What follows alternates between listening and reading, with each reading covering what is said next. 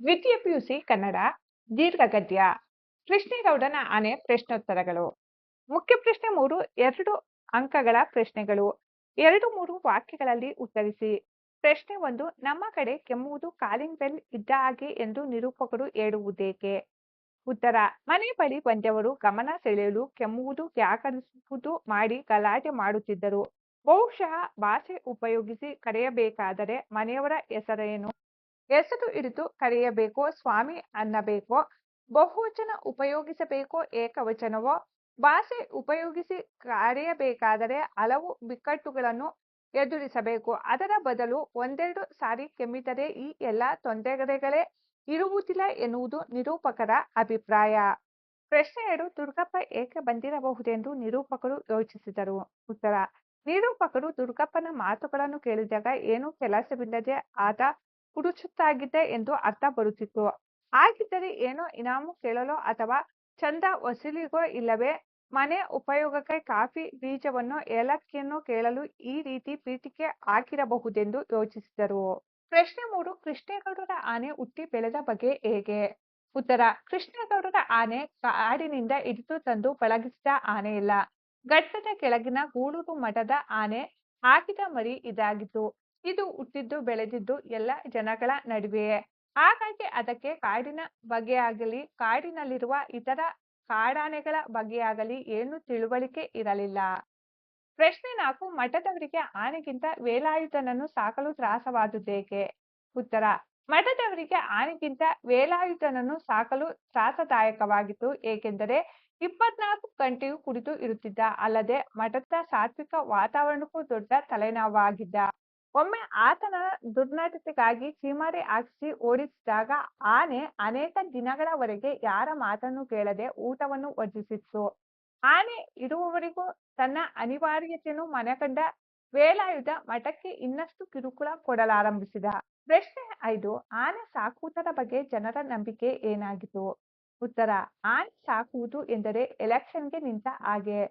ಮನೆ ಮಠ ಸಂಪೂರ್ಣ ಹಾಳು ಮಾಡಿಕೊಂಡು ಹೆಂಡತಿ ಮಕ್ಕಳ ಬಾಯಿಗೆ ಮಣ್ಣು ಹಾಕುವ ಕ್ಷಿಪ್ತ ಮಾರ್ಗ ಇದೆಂದು ಎಲ್ಲರೂ ದೃಢವಾಗಿ ನಂಬಿದರು. ಪ್ರಶ್ನೆ 6 ಸೊರಗಿದ್ದ ಆನೆಯನ್ನು ಕೃಷ್ಣೇಗೌಡ ಹೇಗೆ ಸಾಕಿದ್ದ?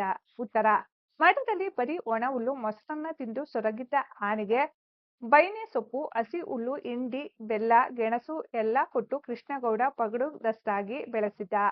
ಆನೆ ಮರ ಎಳೆದು ತಂದ ಬಾಡಿಗೆಯಿಂದ ಕೃಷ್ಣೇಗೌಡನಿಗೆ ಒಳ್ಳೆಯ ಲಾಭವೂ ಕೂಡ ಬಂತು.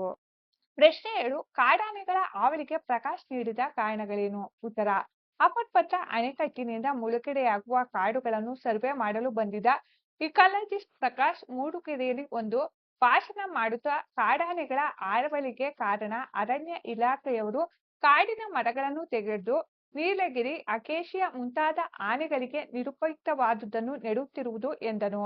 ಪ್ರಶ್ನೆ 8 ಫಾರೆಸ್ಟ್ ಡಿಪಾರ್ಟ್ಮೆಂಟ್ನವರ ನಂಬರ್ 1 ಎನಿಮಿಗಳು ಯಾರು? ಉತ್ತರ PWನವರು ಕರೆಂಟ್ನವರು ಟೆಲಿಫೋನ್ನವರು ಇವರು ಫಾರೆಸ್ಟ್ ಡಿಪಾರ್ಟ್ಮೆಂಟ್ನವರ ನಂಬರ್ 1 ಎನಿಮಿಗಳು. ಪ್ರಶ್ನೆ 9 ನಾಗರಾಜ್ ದುರ್ಗಪ್ಪನ ಮೇಲೆ ಏನೆಂದು ರೇಗಿದನು? ಉತ್ತರ ದುರ್ಗಪ್ಪ ಮತ್ತೆ ಮರ ತಾನು ಕಡಿದಿಲ್ಲವೆಂದು ಆನೆ ಮುರಿದು ಬಿಡಿಸಿದೆ ಎಂದು ಹಳೆ ಪ್ರವಾದ ಪುನರಾವರ್ತನೆ ಮಾಡಿದ. ಆಗ ನಾಗರಾಜ್ ಹಾಗಂತ ಹೇಳಿಕೆ ಬರ್ಕೊಡ್ತೀಯಾ? ಹಂಗಿದೆ ಹೇಳು, ಅದನ್ನು ಎಳಕೊಂಡು ಬಂದು ಅಂಬಾಸಿಡರ್ ಕಾರಿನ ಜೊತೆ ಕಟ್ಟಾಕಿ ಬರೆ ಹಾಕಿಬಿಡ್ತೀನಿ. ನಿನ್ನ ಪುಕಾರೇನಿದ್ರು ಬರವಣಿಗೆಯಲ್ಲೇ ಇರಬೇಕು ಎಂದು ನಾಗರಾಜ್ ದುರ್ಗಪ್ಪನ ಮೇಲೆ ರೇಗಿದನು. ಪ್ರಶ್ನೆ 10 ಡ್ರೈವರ್ನ ತಲೆ ಜಜ್ಜಿ ಹೋದದ್ದು ಹೇಗೆ? ಆನೆ ಅದಕ್ಕೆ ಕಾರಣವೇ? ಉತ್ತರ ವೇಲಾಯುಧ ಆನೆಯಲ್ಲಿ ಲಾರಿಯಲ್ಲಿರುವ ಮರದ ದಿಮ್ಮಿಗಳನ್ನು ತಳ್ಳಿ ಉರುಳಿಸಲು ಹೇಳಿದ. ಆದರೆ ಲಾರಿಗೂ ನಾಡಗಳಿಗೂ ಹಗ್ಗ ಬಿಗಿದು ಕಟ್ಟಿದ್ದು ಬಿಚ್ಚಬೇಕೆಂದು ಮರೆತೇ ಹೋಗಿತ್ತು. ಆನೆ ನಾಟಗಳನ್ನು ಹಗ್ಗದ ಸಮೇತ ಎಳೆದಿದ್ದರಿಂದ ಲಾರಿ ಮೆಲ್ಲಗೆ ವಾಲುತ್ತಾ ಒಂದು ಕಡೆಗೆ ಉರುಳಿತು. ಆದರೆ ಕ್ಯಾಬಿನ್ನಲ್ಲಿ ಇಟ್ಟಿದ್ದ ಲಾರಿ ಜಾಕ್ ಲಾರಿ ಸ್ಟೇರಿಂಗ್ ಮೇಲೆ ಮಲಗಿದ್ದ ಡ್ರೈವರ್ ತಲೆ ಬುಡೆಯ ಮೇಲೆ ಬಿದ್ದ ಕಾರಣ ಡ್ರೈವರ್ ತಲೆ ಜಜ್ಜಿ ಹೋಯಿತು. ಪ್ರಶ್ನೆ 11 ತನ್ನ ಕೆಲಸ ಅತ್ಯಂತ ಅಪಾಯಕಾರಿ ಎಂದು ದುರ್ಗಪ್ಪ ವಿವರಿಸಿದ್ದು ಹೇಗೆ? ಉತ್ತರ ಲೈನ್ಮನ್ ಕೆಲಸಕ್ಕೆ ಸೇರಿದ ಮೇಲೆ ಪ್ರಾಣದ ಆಸೆ ಇಟ್ಕೊಂಡ್ರೆ ಆಗುತ್ತಾ?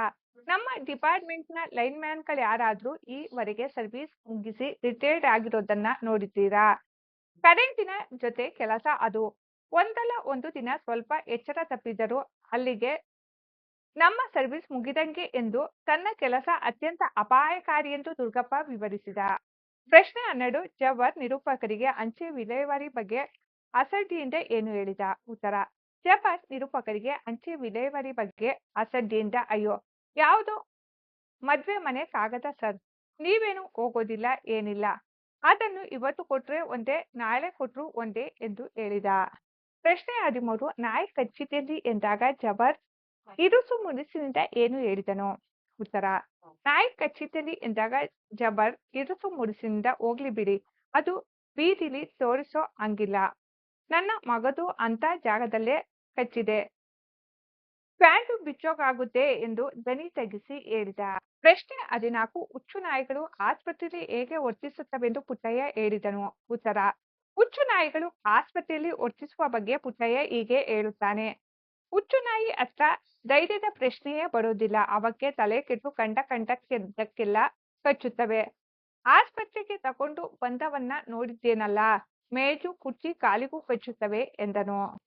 ಪ್ರಶ್ನೆ 15 ನಾಯಿಯನ್ನು ಕೊಲ್ಲದೆ ನೌಕರರು ಸುಳ್ಳು ಹೇಳಿರುವವರೆಂದು ನಿರೂಪಕರು ಯಾವ ಸಲಹೆ ನೀಡಿದರು?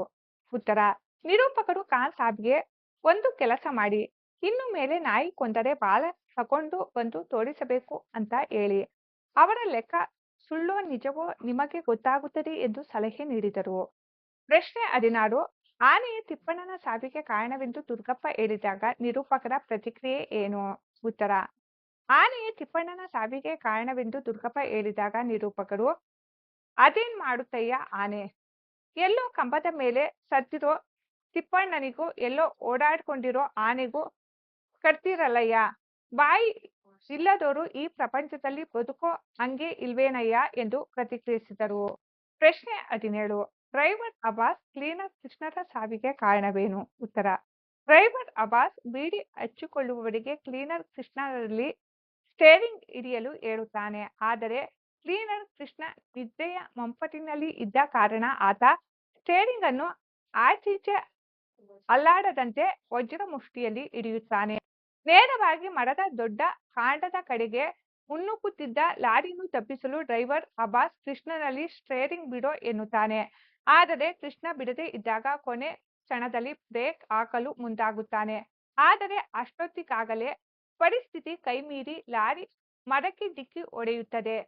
ಆ ತೀವ್ರತೆಗೆ ಡ್ರೈವರ್ ಅಬ್ಬಾಸ್ ಕ್ಲೀನರ್ ಕೃಷ್ಣ ಇಬ್ಬರು ಪ್ರಾಣ ಕಳೆದುಕೊಳ್ಳುತ್ತಾರೆ. ಪ್ರಶ್ನೆ 18 ಡ್ರೈವರ್ ಅಬ್ಬಾಸ್ ಮತ್ತು ಕ್ಲೀನರ್ ಕೃಷ್ಣರ ಸಾವಿಗೆ ಆನೆ ಕಾರಣವಲ್ಲವೆಂದು ಕೃಷ್ಣೇಗೌಡರಿಗೆ ಏಕೆ ಹೇಳಲಾಗಲಿಲ್ಲ? ಉತ್ತರ: ಡ್ರೈವರ್ ಅಬ್ಬಾಸ್ ಮತ್ತು ಕ್ಲೀನರ್ ಕೃಷ್ಣರ ಸಾವಿಗೆ ಆನೆ ಕಾರಣವಲ್ಲವೆಂದು ಕೃಷ್ಣೇಗೌಡರಿಗೆ ಹೇಳಲಾಗಲಿಲ್ಲ, ಏಕೆಂದರೆ ಅವರಿಬ್ಬರು ಸತ್ತ ಸಮಯದಲ್ಲಿ ವೇಲಾಯುಧ ಆನೆಯ ಜೊತೆಗೆ ಶಿವೇಗೌಡರ ಸಾಮಿಲ್ನಲ್ಲಿ ದಾರಿ ತರುವ ಕಳ್ಳನಾಟಕ್ಕಾಗಿ ಕಾಯುತ್ತಾ ನಿಂತಿದ್ದ. ಆದರೆ ಈ ವಿಷಯ ಹೇಳುವುದು ಅಸಾಧ್ಯವಾಗಿತ್ತು, ಏಕೆಂದರೆ ಅದು ಕಳ್ಳತನದ ವ್ಯವಹಾರವಾಗಿತ್ತು. ಪ್ರಶ್ನೆ 19 ಆನೆಯನ್ನು ಹದ್ದುಬಸ್ತಿನಲ್ಲಿಡುವುದರ ಬಗ್ಗೆ ವೇಲಾಯುಧನ ಅಪ್ಪ ಏನು ತಿಳಿಸಿದ್ದ? ಉತ್ತರ: ಆನೆ ಹದ್ದುಬಸ್ತಿನಲ್ಲಿಡುವುದರ ಬಗ್ಗೆ ವೇಲಾಯುಧನ ಅಪ್ಪ ಆನೆ ಕಾಲಿನ ಉಗುರುಗಳ ಬಳಿ ಅಂಕುಶದಿಂದ ತಿವಿದರೆ ಪ್ರಾಣವೇ ಹೋಗುವಷ್ಟು ನೋವಾಗುತ್ತದೆಂದು, ಆ ಭಯಂಕರ ನೋವಿಗೆ 4 ಸಾರಿ ತಿವಿಯುವುದರೊಳಗೆ ಎಂಥ ಪುಂಡ ಆನೆಯಾದರೂ ಶರಣಾಗಿ ನೆಲದ ಮೇಲೆ ಮಲಗಿ ಬಿಡುತ್ತದೆ ಎಂದು ತಿಳಿಸಿದ್ದ. ಪ್ರಶ್ನೆ 20 ಅರಣ್ಯ ಇಲಾಖೆಯವರು ನಾಗರಾಜನನ್ನು ಕುರಿತು ಏನೆಂದು ಜಾಹೀರಾತು ನೀಡಿದರು? ಉತ್ತರ: ಅರಣ್ಯ ಇಲಾಖೆಯವರು ನಾಗರಾಜನ ಫೋಟೋವನ್ನು ಪತ್ರಿಕೆಯಲ್ಲಿ ಕೊಟ್ಟು, ಮನೆಯವರು, ಮೇಲಾಧಿಕಾರಿಗಳು ಹಾಗೂ ಊರಿನ ಜನರೆಲ್ಲ ನಿಮ್ಮದೇ ನಿರೀಕ್ಷೆಯಲ್ಲಿದ್ದಾರೆಂದು, ನಿನ್ನ ವಿರುದ್ಧ ಯಾವುದೇ ಕ್ರಮ ಅಥವಾ ಫೋಕಸ್ ನೋಟಿಸ್ ಅಥವಾ ತನಿಖೆ ನಡೆಯುವುದಿಲ್ಲವೆಂದು, ಈ ಮನವಿ ನೋಡಿದ ಕೂಡಲೇ ಎಲ್ಲಿದ್ದರೂ ಹಿಂದಿರುಗಿ ಬರತಕ್ಕದ್ದೆಂದು ಜಾಹೀರಾತು ನೀಡಿದರು. ಕೆಳಗಿನ ಕವಿಗಳ ಜನ್ಮಸ್ಥಳ, ಕಾಲ, ಬಿರುದು ಅಥವಾ ಪ್ರಶಸ್ತಿಗಳನ್ನು ಕುರಿತು ವಾಕ್ಯ ರೂಪದಲ್ಲಿ ಬರೆಯಿರಿ. ಲೇಖಕರ ಪರಿಚಯ. ಕೆ.ಪಿ. ಪೂರ್ಣಚಂದ್ರ ತೇಜಸ್ವಿ.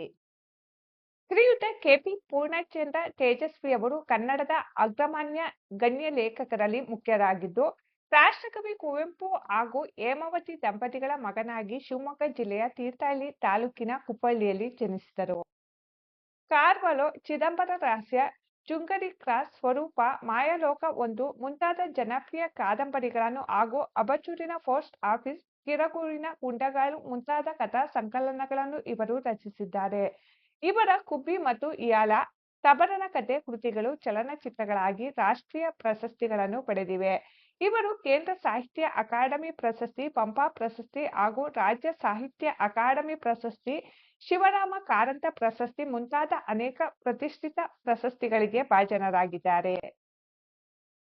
ಶ್ರೀಯುತ ಕೆ.ಪಿ. ಪೂರ್ಣಚಂದ್ರ ತೇಜಸ್ವಿಯವರು